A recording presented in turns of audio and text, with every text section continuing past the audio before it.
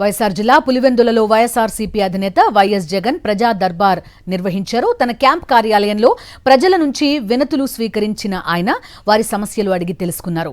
ప్రజా దర్బార్కు వచ్చిన స్థానిక ప్రజలు కూటమి ప్రభుత్వ హయాంలో సంక్షేమ పథకాల అమలులో ఇబ్బందులు ఎదురవుతున్నాయని వైఎస్ జగన్ కు ఫిర్యాదు చేశారు.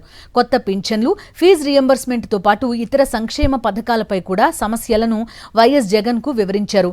ఈ సందర్భంగా ప్రజల సమస్యలపై ప్రభుత్వంపై ప్రశ్నిస్తూ పోరాటం కొనసాగించాలని వైఎస్ జగన్ పిలుపునిచ్చారు. తమ ప్రభుత్వం అధికారంలోకి రాగానే అర్హులందరికీ న్యాయం జరిగేలా చర్యలు తీసుకుంటామని భరోసా ఇచ్చారు. వైఎస్ జగన్ ను కలిసేందుకు యువత పెద్ద సంఖ్యలో క్యాంపు కార్యాలయానికి తరలివచ్చారు. ఇవాళ రేపు 2 రోజుల పాటు పులివెందులలో పర్యటించనున్నారు వైఎస్ జగన్.